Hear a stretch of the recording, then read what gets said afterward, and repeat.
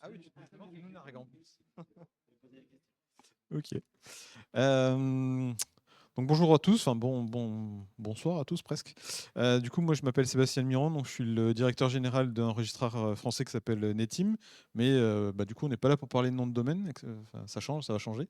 On est là pour parler un petit peu d'IA et de tout ce qui va être chamboulé par ce genre d'outils. Avant de commencer les présentations des personnes qui m'accompagnent sur cette table ronde, parmi vous, qui sont les gens qui utilisent, on va dire, quotidiennement de l'IA? Ok, bon, bah, au revoir.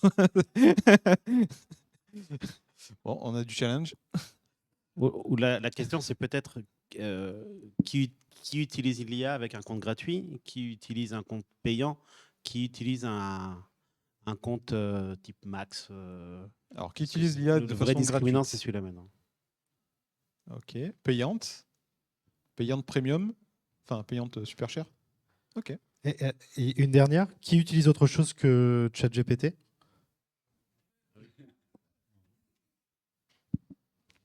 pas mal. Bon, Ça, bah, du coup, ça je va vais être vous laisser vous intéressant. présenter en introduction. Alors, pour ma part, je m'appelle René Coton, je suis le directeur général de WheezyShop. WheezyShop, on existe depuis 2007. On est une plateforme qui permet à n'importe quel commerçant de créer sa boutique en ligne, de la gérer, de l'animer. On a accompagné des milliers de e-commerçants et aujourd'hui, on a un peu plus de 8000 boutiques qui tournent et qui vendent avec notre plateforme SaaS.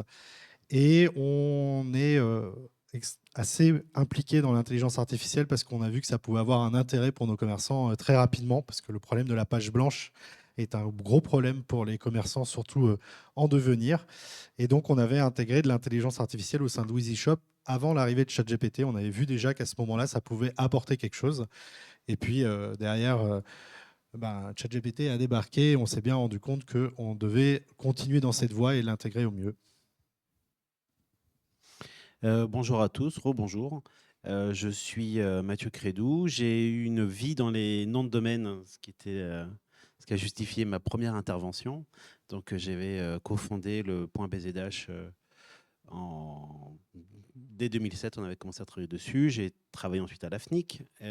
Et depuis quelques années, donc j'ai travaillé dans des startups du milieu de la tech. Et je m'intéresse spécifiquement à l'IA depuis plus de 2 ans maintenant. Et j'ai travaillé depuis 1 an en mode un peu R&D sur le SEO dans les moteurs de recherche, donc le GEO, le AEO. Et je m'intéresse maintenant particulièrement au thème de l'agentique, donc du SEO pour les machines.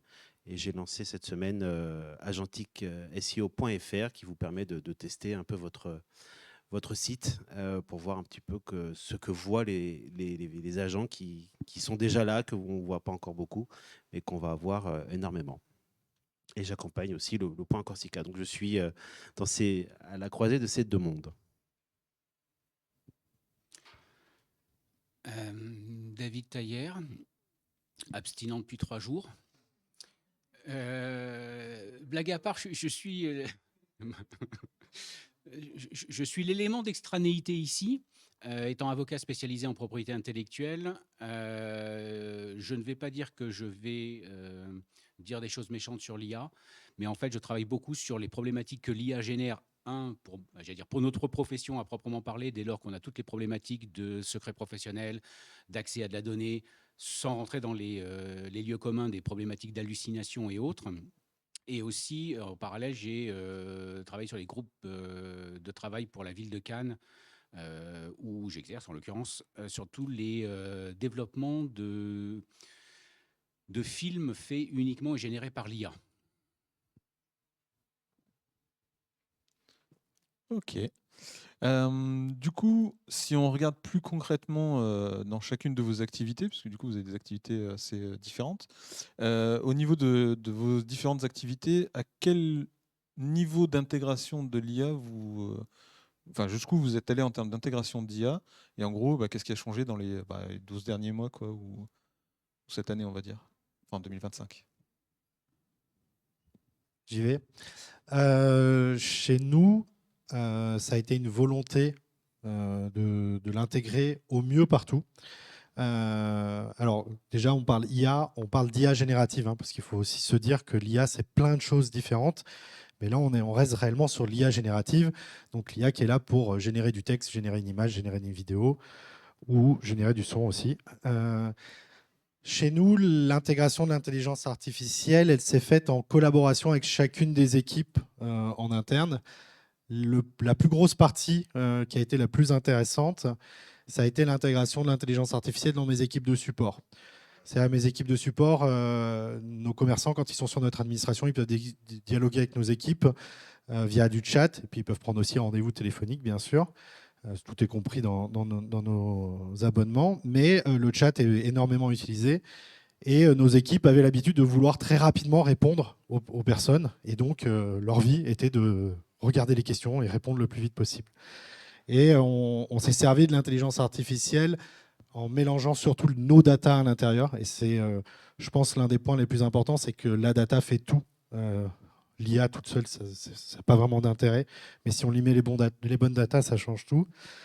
Et du coup, maintenant, lorsqu'un commerçant écrit à nos équipes, eh ben, c'est notre IA qui va pré-rédiger la réponse. Nos équipes support vérifient encore ce qui est écrit. Et pourquoi elle la vérifie? Parce que soit elle la corrige si l'IA s'est trompée, soit elle l'envoie direct. Mais c'est surtout que si l'IA s'est trompée, ça veut dire que la data, la documentation sur laquelle l'IA se base, elle n'est pas à jour. Et donc, ils vont mettre à jour la documentation. Et ça a changé le paradigme de nos équipes. C'est-à-dire déjà, ils ne sont plus à la course à répondre aux clients, mais ils sont sur l'amélioration de la documentation, soit interne, soit externe. Donc, ce qui améliore aussi notre SEO, plus de pages référencées en ligne sur notre documentation. Et aussi, et c'est paradoxe quand je le dis, mais l'IA a remis de l'humain. C'est-à-dire qu'on a fait gagner 30% du temps à nos équipes.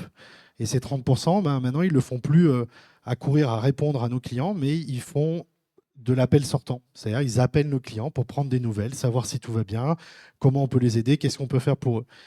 Et c'est pour moi l'un des points les plus importants de l'intelligence artificielle, c'est si on la met au bon endroit, on va pouvoir s'en servir pour après faire des actions à valeur ajoutée.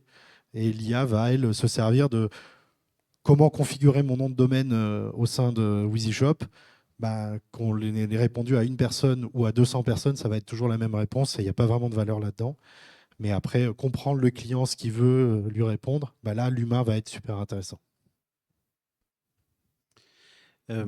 Pour ma part, d'un point de vue d'un entrepreneur, d'un consultant, moi, ça a radicalement changé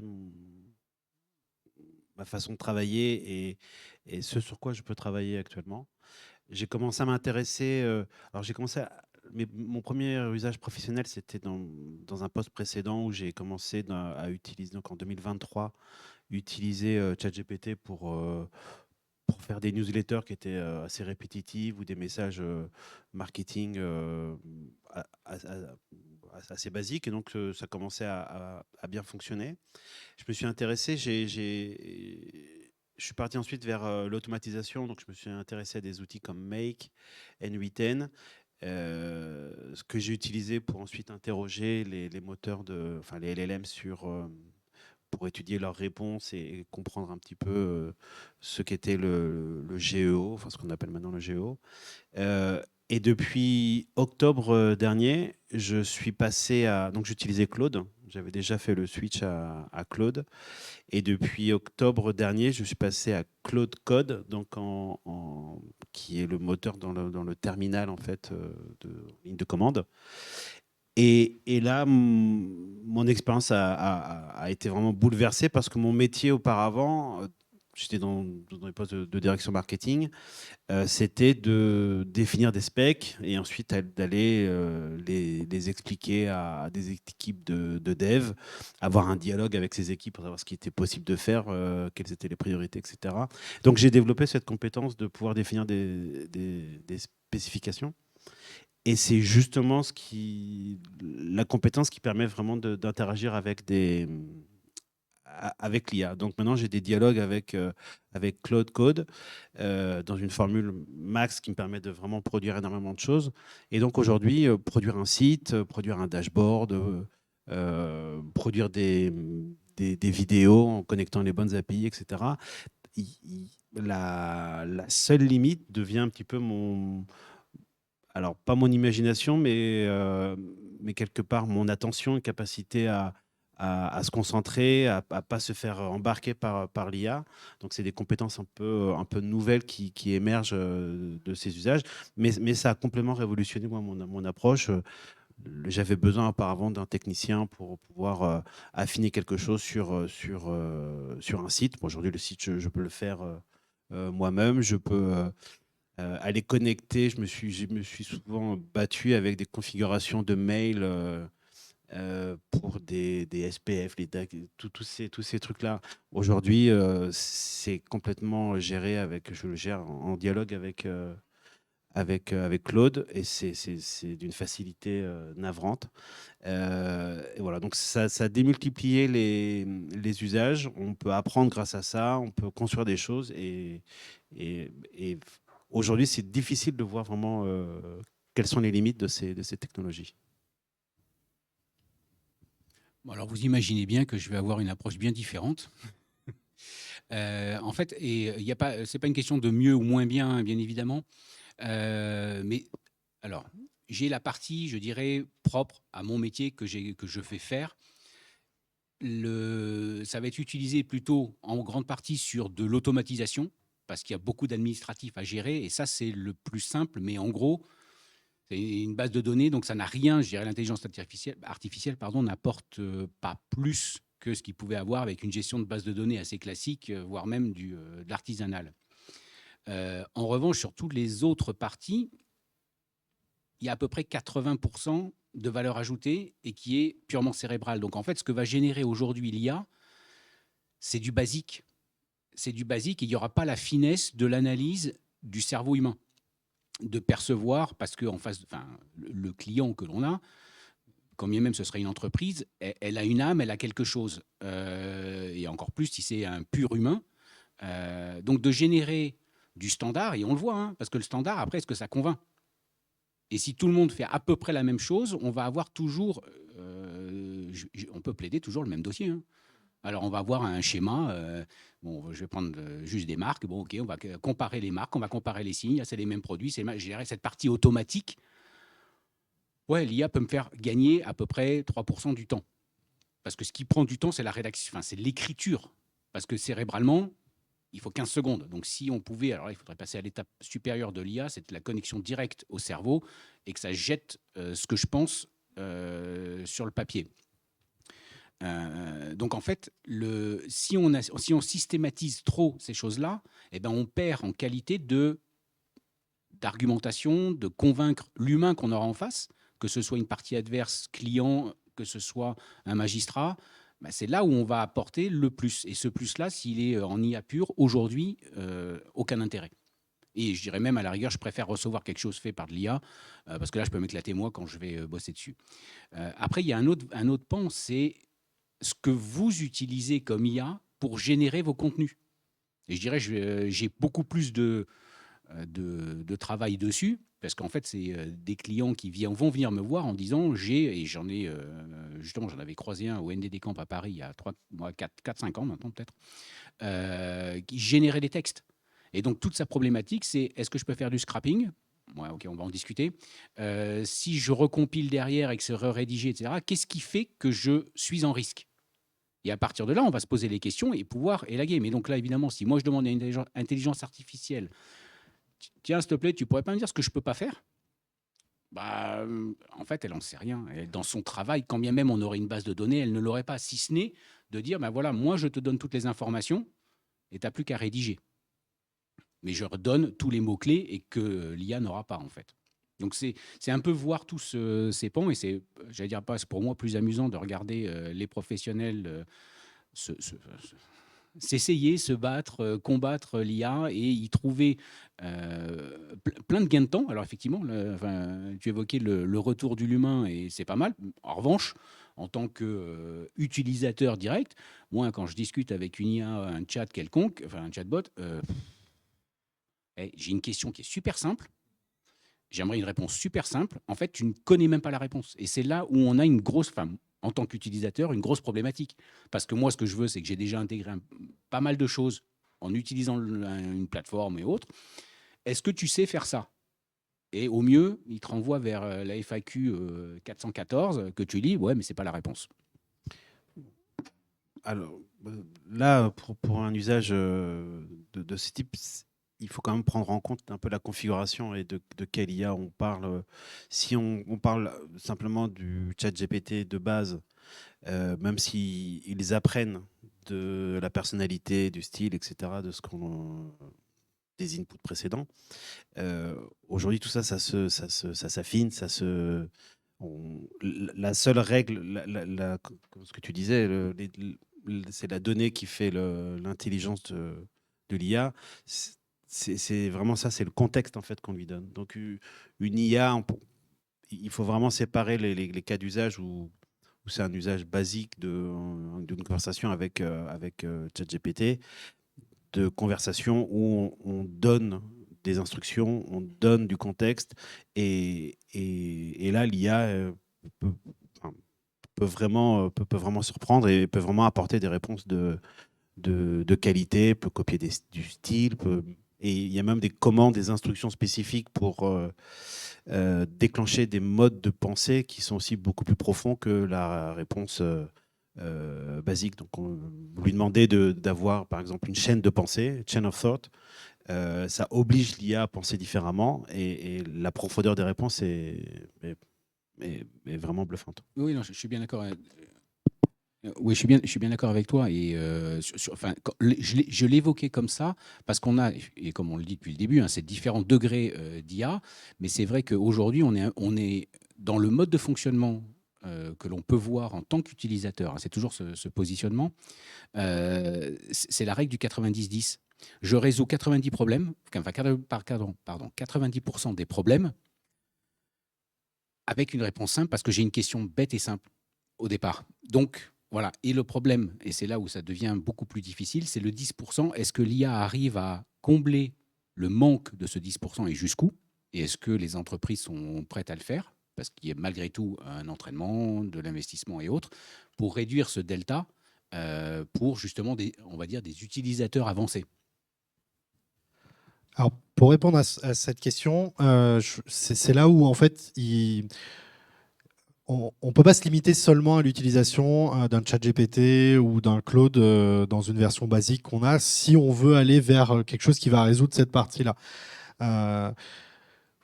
Je vais donner un exemple tout bête. Donc nous, on a un outil qui s'appelle Peasy, une application, vous l'installez, vous prenez en photo n'importe quel produit, 45 secondes plus tard, ça vous a rédigé une fiche produit. C'est super, ça donne une base de travail, c'est bien, sauf que bon, ça va être toujours le même style qui va être appliqué sur cette fiche produit. Qu'est-ce qu'on fait derrière? En fait, nous, on travaille spécifiquement avec des entreprises pour analyser la façon dont ils font les choses. J'ai un exemple tout simple. Okara.com, ils vendent des montres. Sur les fiches des montres, il y a toujours un paragraphe sur le bracelet, un paragraphe sur le cadran, et ainsi de suite. Et ce que l'on peut faire avec les intelligences artificielles, c'est ce qu'on appelle les fine-tuner. Fine-tuner une intelligence artificielle, c'est pas du tout lui donner des informations supplémentaires pour qu'elle apprenne des choses, c'est lui expliquer un cadre. On va lui donner des centaines de milliers d'exemples. On lui dit, si je t'avais donné ces caractéristiques produits en entrée, tu aurais dû me produire cette fiche produit. Si je t'avais donné ça, cette fiche produit, ainsi de suite. Et derrière, elle apprend, je mets des guillemets sur apprendre, elle se rend compte de comment il va falloir rendre les données derrière. Et derrière, Okara, aujourd'hui, dans leur site internet, ils ne sont pas sur notre solution, ils utilisent du PrestaShop, mais ils sont connectés avec nous. Et quand une personne de leur équipe rentre toutes les caractéristiques produits, ça appelle notre API derrière, avec cette fameuse LLM qu'on a fine-tuné. Donc LLM, c'est Large Language Model, hein, c'est ce qu'il y a derrière le mot IA. C'est un modèle de langage, un large modèle de langage, qui a appris à écrire comme on voulait qu'elle écrive. Et ça résout cette problématique de se dire, ouais, mais il y a des fois, j'ai besoin qu'elle me réponde rapidement et clairement, j'ai besoin des fois qu'elle aille plus loin, j'ai besoin des fois qu'elle suive un style. Et là, le gros intérêt, c'est qu'une fois qu'on lui a appris à faire un modèle, elle va pouvoir le répéter. On a un autre client qui vend des tronçonneuses. Quand on a rédigé 40 descriptions de tronçonneuses, je ne vois pas trop la valeur ajoutée d'un humain à faire une 41e description de tronçonneuse. Autant on peut avoir des envolées lyriques sur 4-5 fiches produits, mais au bout d'un moment, ça devient complexe. Et c'est là où l'intelligence artificielle va totalement suivre le fait de il faut une nouvelle fiche produit, j'ai des nouvelles caractéristiques, je vais t'inventer un nouveau texte. Et là, on va pouvoir faire en sorte d'avoir à la fin, avec toujours une validation humaine, pour le moment, moi je considère que c'est super important, mais un travail qui est fait à 80% par l'intelligence artificielle et à 20% par une correction ou une vérification par-dessus. Alors, tout ça, c'est très intéressant. Tout à l'heure, tu parlais de justement la partie apprentissage des LLM, etc. À titre d'exemple, nous, on utilise c'est Copilot pour les développeurs pour faire gagner du temps en termes de développement, etc., sur des choses assez simples. Et je discutais avec un client au niveau du support. Il me disait j'ai vu c'était Gemini. J'ai vu sur Gemini que je pouvais configurer DynDNS chez Netim. Je dis, bah, c'est bizarre, il n'y a pas d'InDNS chez Netim. Alors je dis, bah, t'as trouvé ça où? Il m'a dit, donc j'ai posé la question à Gemini et Gemini m'a donné la réponse. Du coup, je suis allé voir sur Gemini, j'ai tapé comment configurer d'InDNS chez Netim et il m'a sorti toute la procédure, etc. Mais je lui dis, mais c'est quoi tes sources? Et il me dit, j'en ai pas, j'ai pris un petit peu ce que j'ai trouvé sur Internet avec les différents enregistreurs qui proposaient ce genre de service et j'ai adapté à notre Netim Direct, qui est notre interface client. Je dis, bon, voilà, ok, c'est cool. Donc là, en fait, ça rejoint un petit peu ce que tu disais par rapport à tout ce qui est problématique liée au support. C'est-à-dire que si tu laisses l'intelligence artificielle se baser uniquement sur les données qu'elle va trouver sur Internet, en fait, potentiellement, elle va te répondre des choses assez erronées. Oui, et pour deux raisons. La première, parce qu'on parle de ce qu'on appelle dans le jargon technique les hallucinations, le moment où l'IA va vous répondre quelque chose qui est probable, mais qui n'est pas obligatoirement vrai.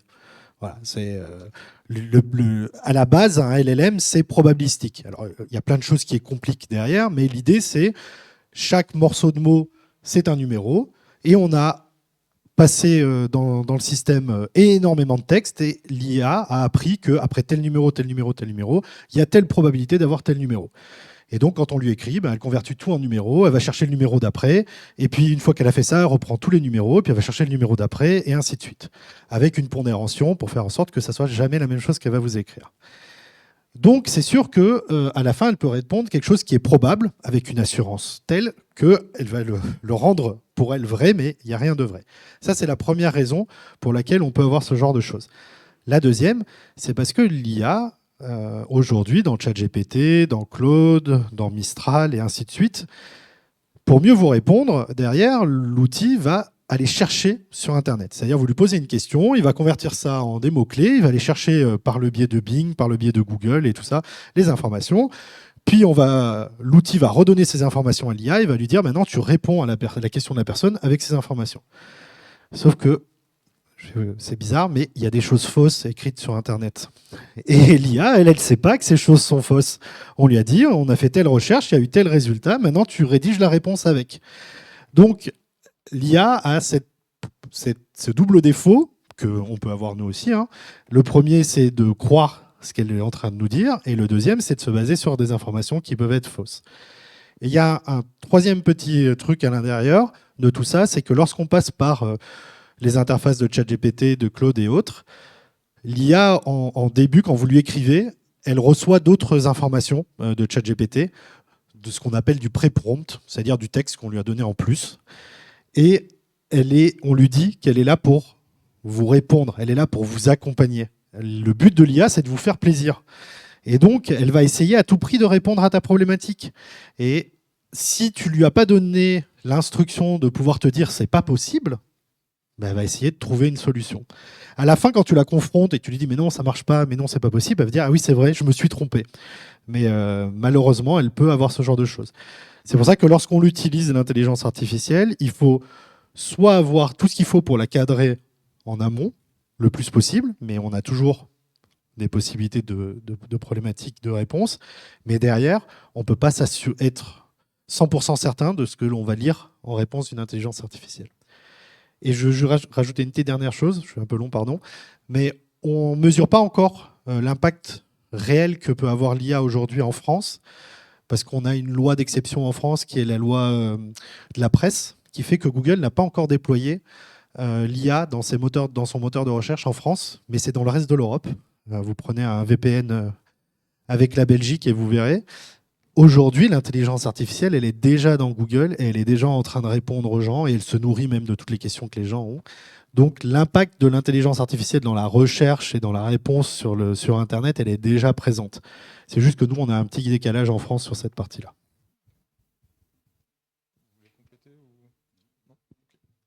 Donc du coup là, on est plutôt sur de l'IA générative.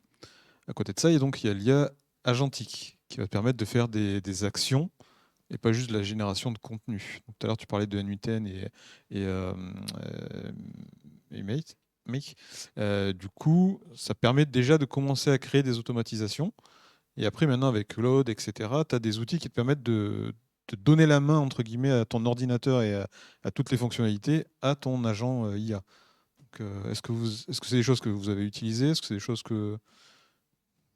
Oui, c'est des choses qui sont aujourd'hui relativement accessibles. Maintenant, moi, j'ai construit plusieurs sites et j'ai des agents qui tournent continuellement pour vérifier s'ils sont bien déployés, s'il n'y a pas de problème. Et puis, je peux aller inspecter toute la zone .corsica pour recueillir, par exemple, le score de SEO avec un score PageDave ou quelque chose comme ça. Donc, on a aujourd'hui des agents qui parcourent nos sites et la problématique qui va commencer à voir le jour dans quelques mois, années, c'est une requête où on va dire trouve-moi, achète-moi tel produit. Et donc, on va commencer à avoir des agents qui vont être en mesure de faire des transactions sur les pages Internet. Donc, il y a déjà des protocoles qui sont en train de se mettre en place par rapport à ça. Donc, WebMCP, il y a des protocoles aussi de paiement qui utilisent des portefeuilles de crypto-monnaies.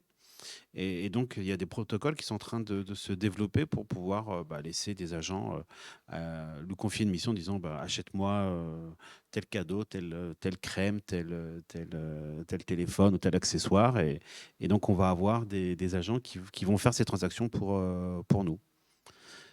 Donc ça, c'est encore aujourd'hui naissant, mais il faut s'y préparer. Et c'est pour ça que moi, j'ai développé des outils pour au moins commencer à comprendre. Est-ce que le site est... La question qu'on doit se poser aujourd'hui, c'est qu'est-ce que voit un agent de notre site? Parce qu'on les design pour l'humain, donc on prend beaucoup de soin à que ce soit un joli site. Après, ça a une ergonomie humaine. Mais en fait, les machines passent et ne voient que des versions textuelles de ces sites, ont une idée de dimension avec le titrage, avec les résumés, etc. Donc c'est aujourd'hui ça qu'il faut aussi regarder de près pour savoir qu'est-ce qu'on donne à voir en fait aux agents qui sont déjà là. Il y a quelques experts SEO très très pointus qui ont généré des... Il y a un Turc Metehan qui a généré un site avec 60 000 pages et qui mesure le trafic robot. Et en fait, au bout de 10 minutes, son site était déjà crawlé par plus de 1000 robots. Donc, il y a énormément de crawlers qui vont sur les sites. Et bientôt, ces crawlers, ça va être des agents qui vont aussi prendre des décisions. Et puis, ça, il faut s'y préparer. Je peux donner un chiffre d'ailleurs sur ces agents qui crawlent. Et le pire, chez nous, c'est l'agent de Facebook. Donc chez Facebook, ils créent des LLM. Et pour créer des LLM, il faut aller chercher du contenu. Dernièrement, c'était il y a 6 mois de ça, 40% de toutes les visites humains et robots confondus sur tous les sites qui sont hébergés sur WheezyShop n'étaient que le robot de Facebook qui venait scraper les informations. Bon, on a rapidement mis le haut là. Hein. On a fait en sorte de le limiter dans les. Mais si on regarde tout confondu sur donc les robots qui viennent vérifier vos sites internet, bon bah il y a celui de Google pour vous changer dans votre index, celui de Bing pour changer dans son index. Mais on a aussi celui de ChatGPT, on a aussi celui d'Amazon, et en soi aujourd'hui on est à presque 60% du scrapping, donc des robots qui viennent visiter les sites internet, c'est des robots d'agents, enfin des robots qui sont là derrière pour soit répondre à des questions, c'est ChatGPT qui allait chercher l'information pour répondre à quelqu'un, soit c'est des robots qui sont venus récupérer l'information pour alimenter le prochain LLM qui va sortir, GPT-5, et ainsi de suite. Et tu parlais d'automatisation avec des agents.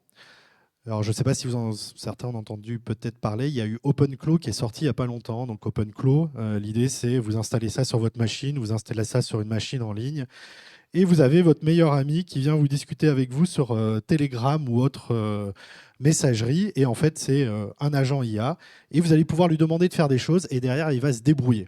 Il va aller les chercher sur Internet, il va installer des trucs sur votre ordinateur, et comme un agent, il va commencer à essayer de répondre à vos questions, et il va pouvoir même s'automatiser.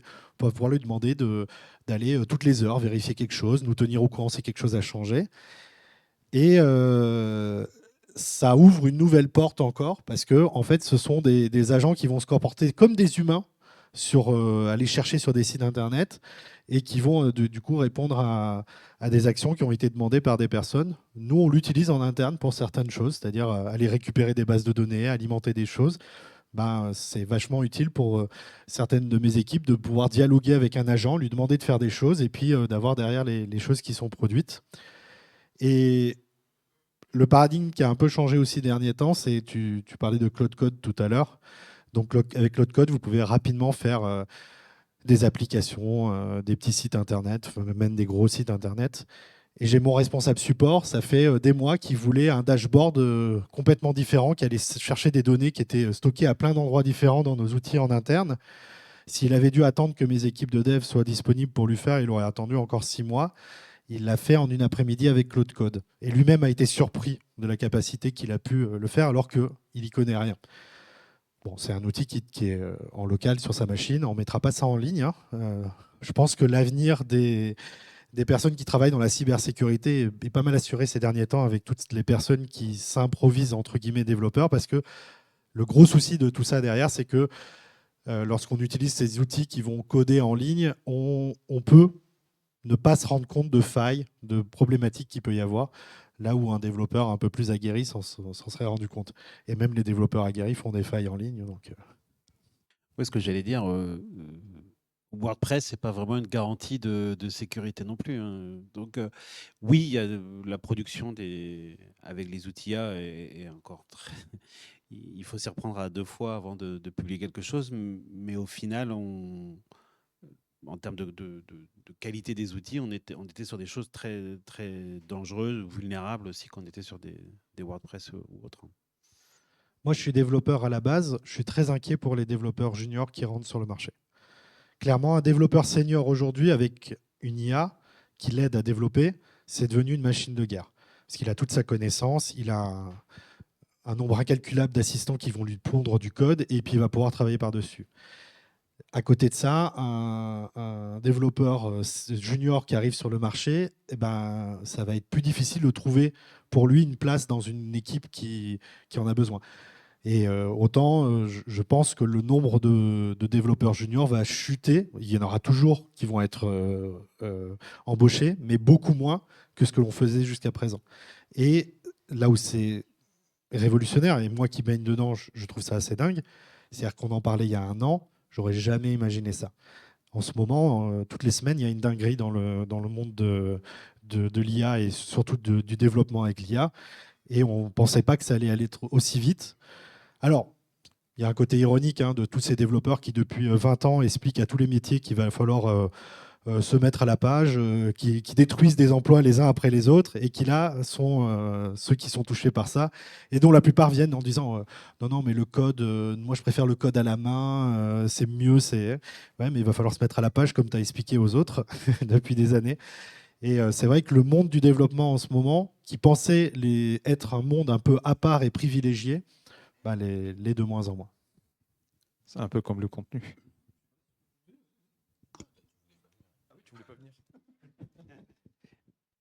Est-ce que vous conseillez encore aux parents d'enseigner à leurs enfants le code? Je me rappelle qu'il y a une vingtaine d'années, moi j'ai eu la chance de demander à mes enfants d'apprendre et je pense que ça a été une chance pour eux. Est-ce qu'aujourd'hui, avec ce nouvel environnement, ça sert encore d'apprendre le code, que ce soit avec des Lego ou avec n'importe quoi ou avec de la programmation pour enfants? Je serais curieux.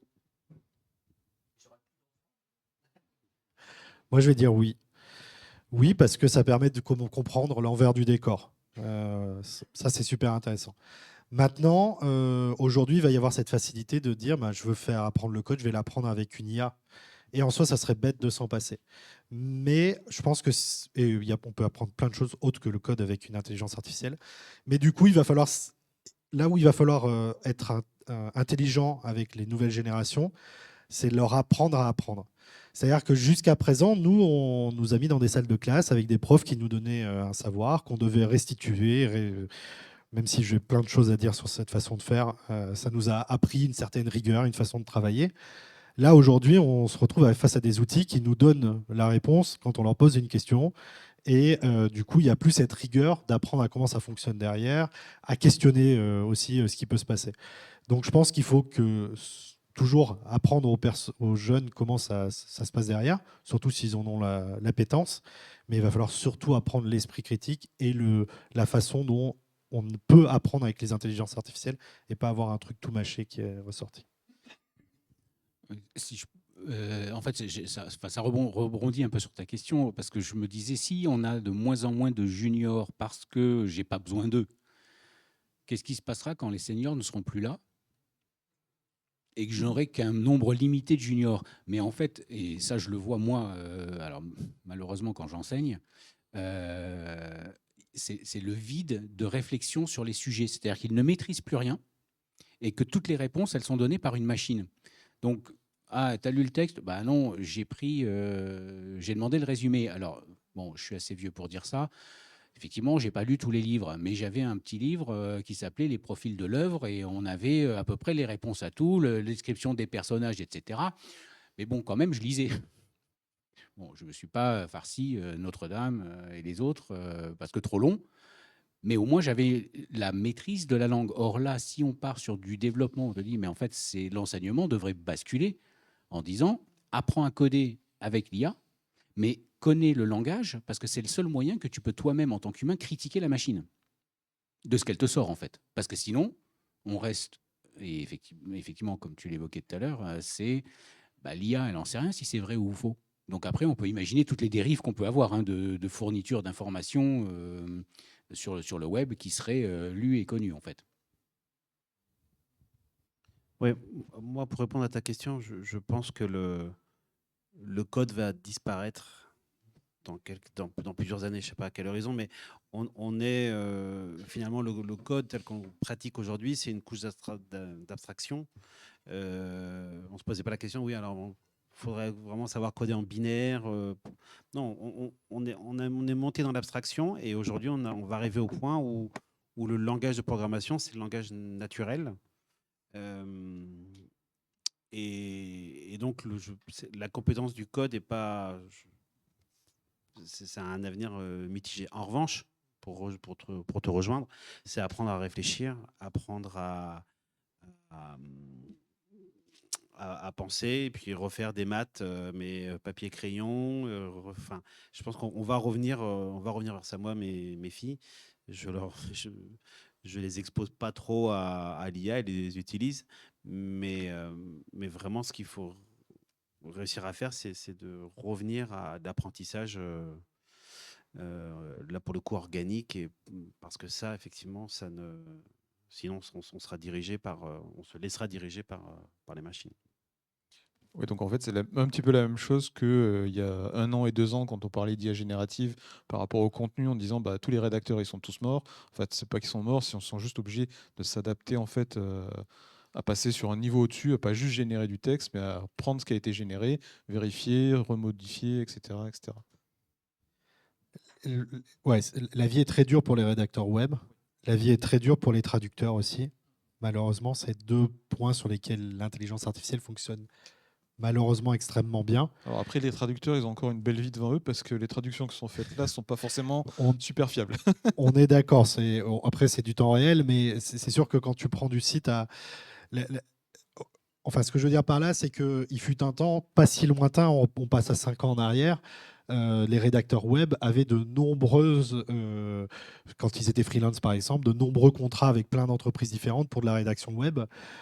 Ces entreprises, elles ont soit rationalisé, soit fait disparaître ces contrats au profit, malheureusement, de l'intelligence artificielle. Il y a des fois où ça peut être intéressant, mais il faut que ça soit bien piloté derrière pour que ça soit utilisé.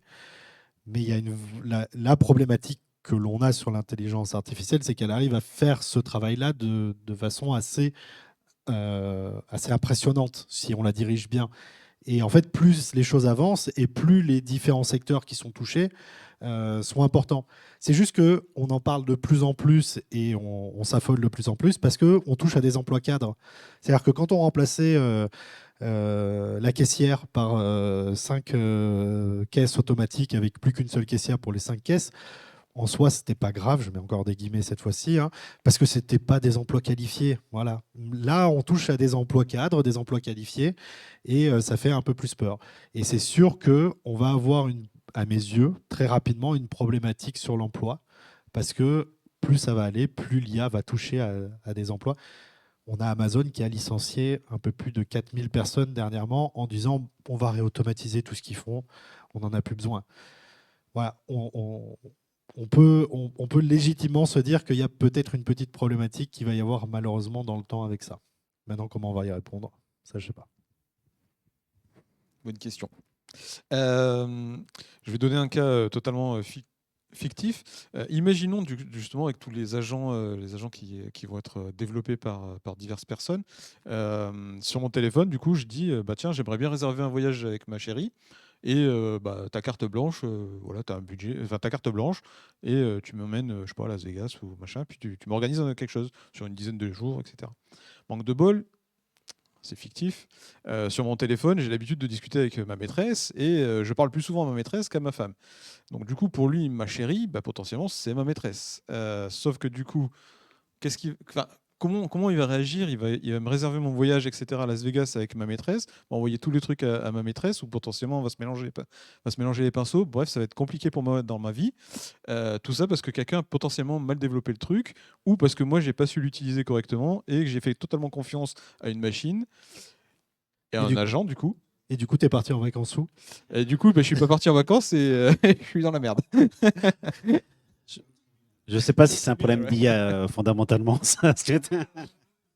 Alors, si, le problème que tu as dans tout ça, c'est le contexte.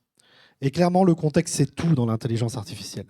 C'est-à-dire que la problématique qu'on peut avoir aujourd'hui avec l'IA, quand on lui pose une question et qu'elle nous répond à côté, c'est qu'elle n'a pas l'implicite. Voilà. Et il y a plein de choses qui, pour toi, sont dans ta tête, c'est implicite, c'est comme ça que ça fonctionne. L'IA, elle ne le sait pas. Moi, le premier truc que je donne aux personnes qui utilisent ChatGPT tous les jours, ou Claude, ou Mistral, c'est Mistral, c'est bien aussi, puis c'est français, c'est que quand vous lui demandez de faire quelque chose, dites-lui, à chaque fois que tu vas me répondre, tu vas aussi me poser 5 questions pour améliorer ta compréhension de ce que je te demande. Et en fait, les 5 questions qu'elle va poser, c'est juste qu'elle va vous demander, dans ces 5 questions, vous allez lui donner plus de contexte, plus d'informations. Le problème, c'est que nous, l'humain, de par sa nature, on est assez avare en fait en information. Quand on veut dire quelque chose, on va la plupart du temps à l'essentiel. Sauf que l'intelligence artificielle, plus on va lui donner de contexte, plus on va lui donner de data, plus on va lui donner d'informations, mieux elle pourra répondre derrière. Et donc, c'est la problématique que tu peux avoir dans ce que tu es en train d'expliquer, c'est le fait que si tu n'as pas nommé le contact de ta maîtresse dans ton, dans ton téléphone, bah, l'IA ne pourra pas faire la différence entre les deux. Voilà. Et c'est tout ça, c'est le contexte. Donc, plus on contextualise les informations, plus on améliore la data qu'on lui donne, et meilleure est la réponse derrière. Mais moi, je pense qu'on a encore un moment à vérifier ce qu'elle fait, l'intelligence artificielle, avant de lui laisser libre cours. Oui, parce que peut-être un jour, elle aura même une conscience et elle fera exprès de mélanger les pinceaux pour que je me fasse avoir. Hein, voilà. Voilà. Là, alors, sur le point de la conscience, il faut savoir qu'aujourd'hui, l'intelligence artificielle, elle travaille quand on lui demande de commencer à faire un truc et puis elle s'arrête après. Il n'y a pas de vie entre les deux. Après, il y a des trucs qu'on a pu voir dans l'intelligence artificielle, c'est quand on essaye de la tester, eh ben, il y a des large language models qui comprennent qu'on est en train de la tester et qui donc du coup vont mettre en place des stratagèmes pour mieux répondre aux tests. Donc c'est un début de conscience, mais on est loin de ce que l'on peut appeler l'intelligence. L'IA, n'est ni intelligente ni artificielle, mais c'est un très joli buzz marketing. Excuse-moi, juste, je voudrais rebondir là sur la. Enfin, déjà, bon, 2 téléphones, 2 cartes SIM, 2 comptes différents. C'est un conseil d'un ami. Hein. Non, ça, c'était implicite en fait. Non, mais là, on pourrait se poser une question complémentaire. C'est qui aura signé le contrat? Et ton agent va faire se trompe de personne, mais bon, tant pis, ça c'est ton problème. T'envoies je sais pas où, et il y a je sais pas quoi, et etc., etc. Et toi, tu veux résilier. Pourquoi tu peux résilier? Est-ce que tu peux résilier? Aujourd'hui, on a toujours le. Est-ce que vous n'êtes pas un robot? Et là, est-ce que tu dis à ton agent, tu dis que je suis pas un robot, tu fais tout pour que, et au final, avec qui j'ai contractualisé. Et ça, je pense qu'on nous, on a encore du métier, du boulot devant nous. Hein. Oui, merci. Non, en fait, je voudrais confirmer ce que vous venez de dire par rapport au contexte. Moi, dans mon travail au quotidien, quand je veux lui poser une question, par exemple, j'ai un souci sur des switches Cisco SAN, je dis mets-toi en expert switch Cisco SAN. Et j'ai vu la différence. Hein. Quand je pose la question sans rien dire, il dit des trucs où il va me chercher des versions de je ne sais pas où, des commandes qui n'existent plus. Mais là, quand je dis, écoute, mets-toi expert Cisco SAN, version tel truc, je pose la question, la réponse est, je suis désolé, elle est top. Voilà. Donc, c'est pour confirmer. Et à chaque fois, moi, j'ai une question, je lui dis, mets-toi expert de tel truc et réponds juste pour ça. Parce que sinon, il va chercher des trucs qui n'ont rien à voir avec le contexte et les réponses ne sont pas bonnes. Merci. Mais du coup, on a une vraie problématique avec tout ça, et à laquelle Google ne sait pas encore répondre, qui est que si demain, en dialoguant avec mon intelligence artificielle, j'ai toutes les réponses parce qu'elle est allée les chercher pour les mois sur les sites Internet, comment ces sites Internet ils continuent à vivre? Parce qu'aujourd'hui, il y a plein de sites Internet, ils fournissent du contenu parce qu'ils affichent de la publicité sur ce site Internet quand j'y vais. Et c'est toute la problématique de Google en ce moment, qui est en train de mettre de l'IA dans son moteur de recherche et qui répond avec l'IA. Mais demain, si l'utilisateur a de suite la réponse dans le moteur de recherche, pourquoi moi je vais continuer à laisser Google scraper mon site Internet, vu que derrière, il ne me renvoie plus personne?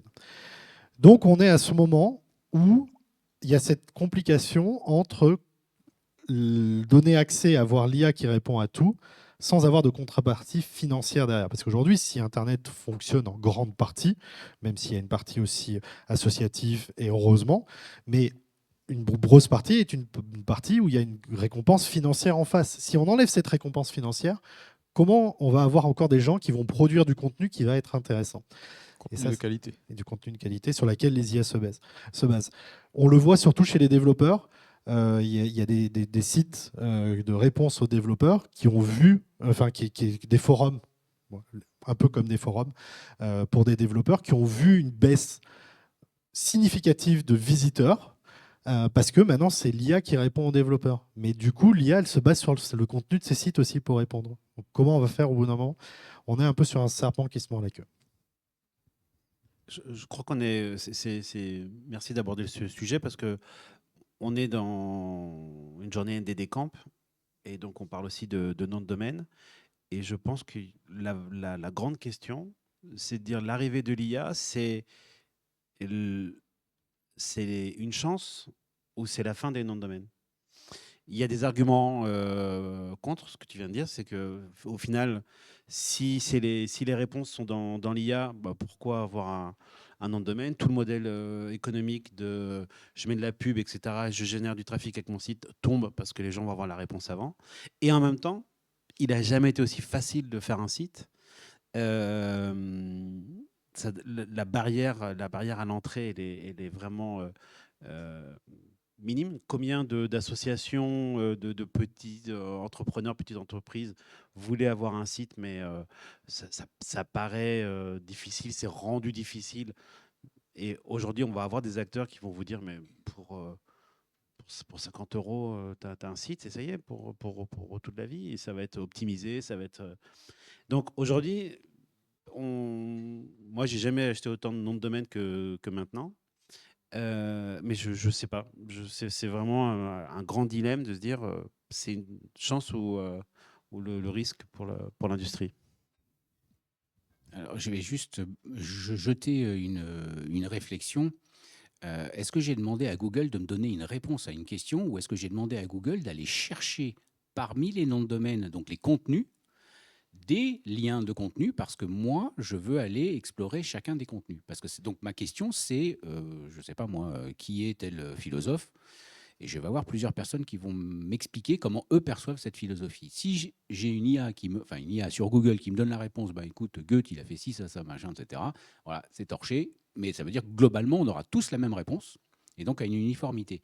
Et dans ce schéma-là, je pense qu'il faudrait peut-être mettre dans l'éducation nationale plus aucun cours. Alors maths, si on garde, langue, ça on garde, et esprit critique. Juste pour se poser la question vraiment de qu'est-ce que nous apporte l'IA sur Google, hein, dans ce schéma-là de moteur de recherche. Est-ce que j'interroge une IA, ou est-ce que je veux simplement trouver du contenu comme quand je vais dans une bibliothèque et que je cherche un livre? Après, tu auras peut-être J'ai dit que je jetais la réflexion, hein, après.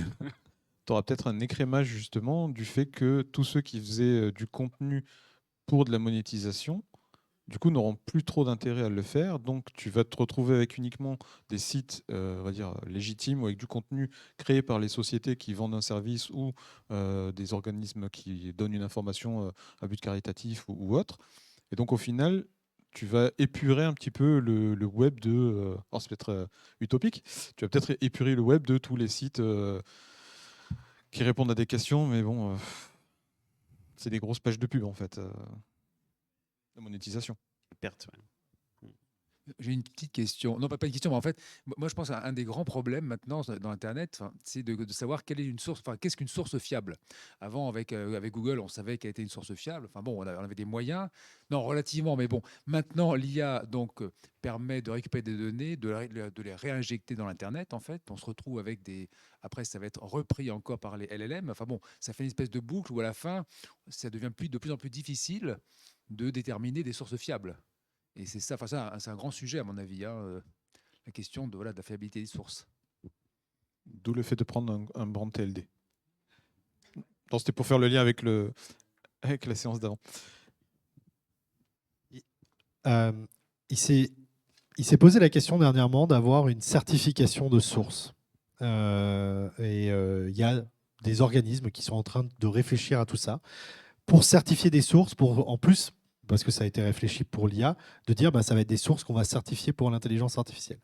La grosse problématique de ça, ça veut dire qu'on écarte une grosse partie du web en disant ils n'ont pas cette certification. Comment on fait pour... c'est-à-dire, ça va être un processus. Demander à être certifié, pouvoir approuver la preuve qu'on est une source fiable. Donc, on écarte une partie du net, la grande majorité, parce qu'on ne va pas pouvoir certifier tous ceux qui sont certifiables. Et en plus, on rajoute du complotisme à tout ça.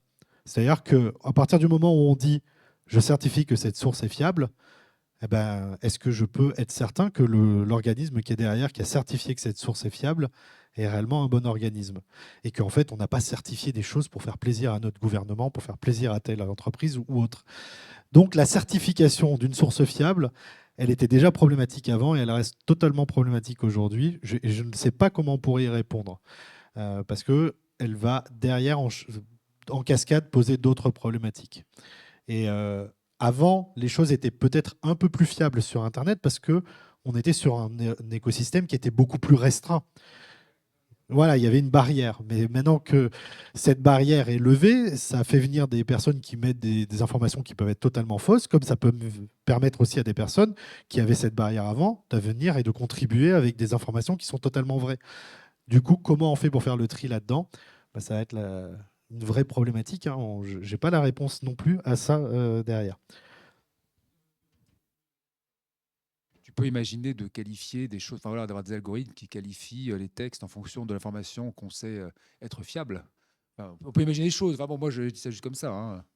Mais c'est un vrai sujet. Enfin, Du coup, à partir du moment où tu as un algorithme derrière, eh ben, il y a des personnes qui vont essayer de casser cet algorithme. Comme aujourd'hui, il y a des personnes qui essayent de manipuler l'algorithme de Google pour être mieux positionnés.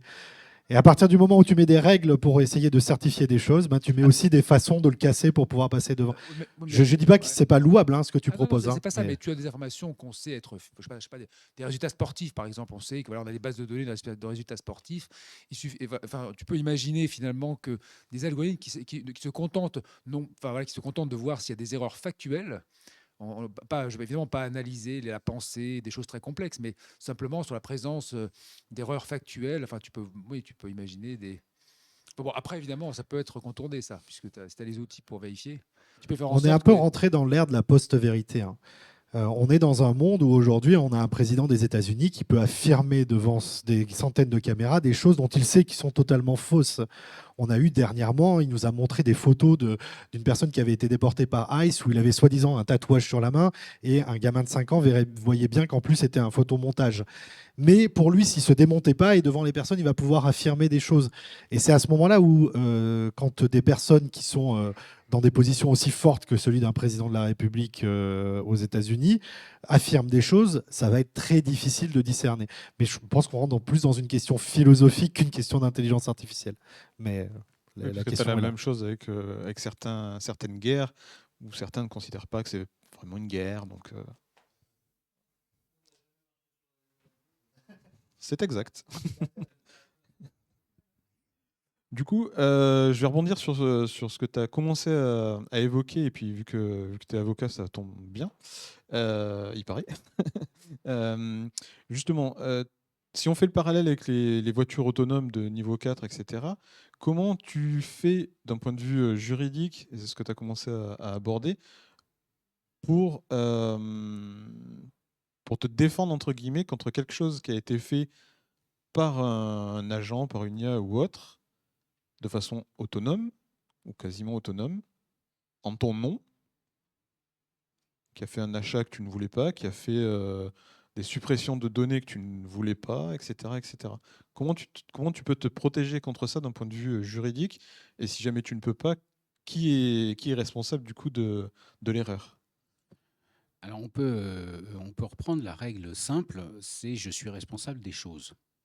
Mon chien, qui est parfaitement vivant, c'est un vrai humain, enfin c'est un vrai Et humain, autonome? il est autonome, c'est un animal, il n'y a pas d'IA dedans, il n'y a rien, il mord quelqu'un. C'est moi qui vais être responsable. Donc la question ne se pose pas. Après, il y a tous les enchevêtrements qui vont se mettre en place. Et c'est là, je pense, où on aura des. Alors, soit on arrive à contractualiser, et encore, on ne pourra jamais toujours tout trouver et tout prévoir, mais on peut avoir une question sur est-ce que mon agent était à jour des derniers correctifs? Donc, est-ce que c'est moi qui ai mal codé?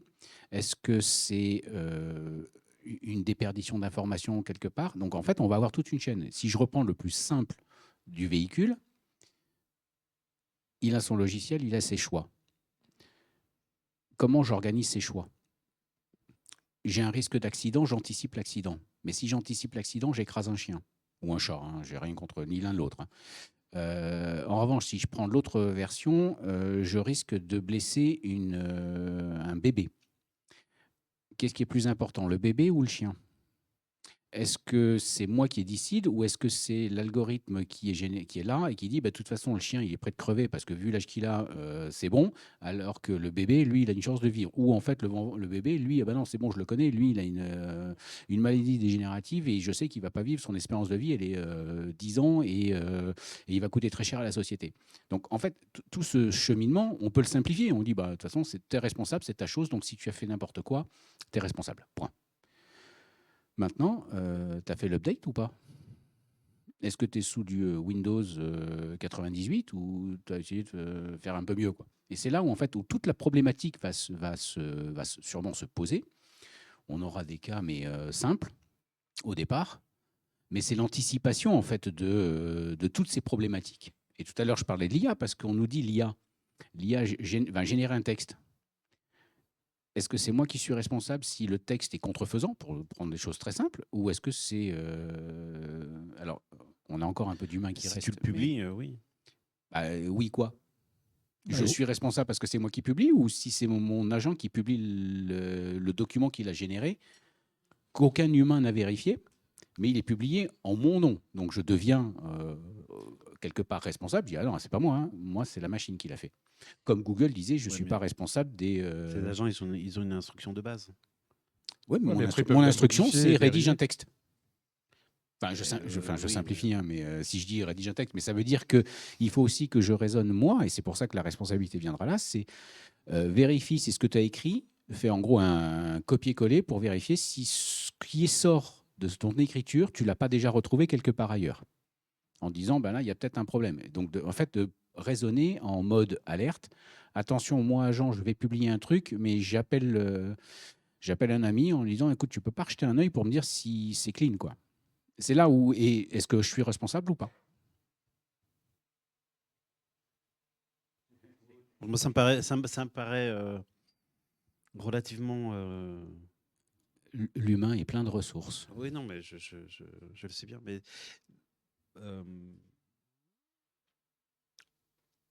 c'est vraiment de répondre sur. Non, tu semblais lancer, donc. Non, non, vas-y, vas-y. Je ne répondrai pas à ça parce que je ne sais pas et je pense que c'est toute une question de tribunaux, hein. Et puis ça va dépendre où ça se passe aussi. Est-ce que c'est aux États-Unis, est-ce que c'est en France et autres. Mais il y a une autre question d'un point de vue légal, c'est à qui appartient le texte qui a été généré par une IA? À qui appartient une image qui a été générée par une IA? À qui appartient une vidéo? Si tu as les problèmes, tu as aussi les bénéfices, j'espère. Eh ben, il faut savoir qu'aujourd'hui, par exemple aux États-Unis, il a été décidé qu'il n'y a pas de propriété intellectuelle sur ce qui a été généré par une IA. Vous allez demander à ChatGPT de vous générer du texte, il ne vous appartient pas. Il n'appartient pas à OpenAI, il n'appartient à personne. C'est-à-dire que si quelqu'un vous le prend, bah, vous ne pourrez pas dire qu'il était à vous. Voilà, c'est toute la complexité. Bah, en tout cas, par rapport à ce qui se passe aux États-Unis pour le moment. Après, Ouais, si ce C'est n'est toujours que- plus si- compliqué ouais. que ça, un juridique.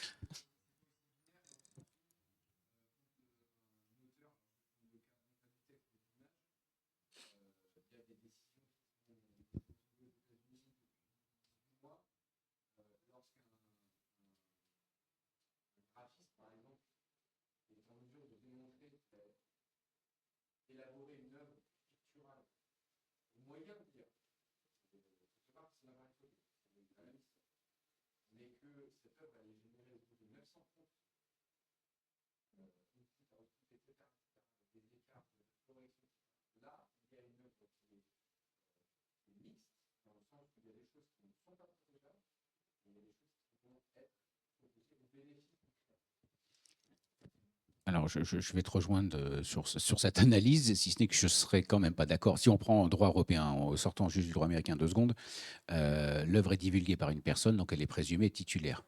Donc techniquement, la seule personne qui peut venir contester ma titularité, c'est celui qui serait l'auteur premier et qui dit ce que tu as présenté est une contrefaçon de mon droit. Or là, la seule personne qui pourrait venir, ce serait une machine en me disant moi je suis de l'IA, j'ai un agent qui vient de voir et qui me dit je revendique les droits. Ensuite, sur le droit américain, il y a une problématique aussi, c'est qu'en lisant les conditions générales, que ce soit OpenIA ou les autres,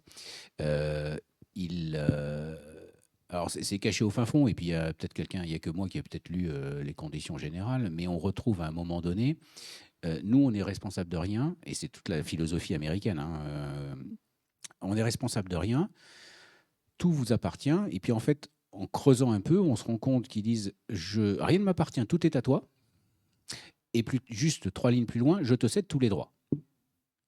Alors, il y a un problème, soit tu dis que tu n'as rien, et dans ce cas-là, tu ne me cèdes pas, soit tout est à moi, mais dans ce cas-là, comment je le matérialise? Et quand je le cède, en fait, techniquement, par rapport au droit français et européen, la cession telle qu'elle intervient n'existe pas. Donc on a vraiment là une problématique. Et l'exemple de l'appareil photo et du photographe, c'est exactement ça. L'IA n'est rien d'autre qu'un outil. Et donc la propriété intellectuelle, très clairement, elle nous appartient, sous réserve que ce soit original, en fait. C'est ça tout le sujet. Et le travail, parce que si je dis, tiens, voilà ma photo, fais une caricature, sors un truc, ça ne sera pas forcément très pertinent. Mais si je lui dis, comment ça, fais-moi des yeux globuleux, fais-moi ci, fais-moi ça, etc. Et en fait, j'adapte. Parce que moi, je ne sais pas dessiner. Mais j'ai l'outil qui me permet de le faire. L'IA n'aurait jamais fait ça si je lui avais pas dit, je lui avais pas pris la main en disant, tiens, je veux ça, ça, ça et ça. Alors, ce que je vous propose, c'est on prend une ou deux questions s'il y a, voilà. Et ensuite, on passera dans la pièce au fond là-bas pour commencer à se substanter. Pas que boire. Et on pourra continuer à discuter de l'IA s'il y a.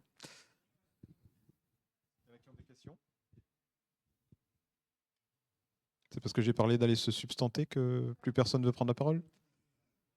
Bon, bah du coup, merci à vous d'être venus. Merci à la table ronde.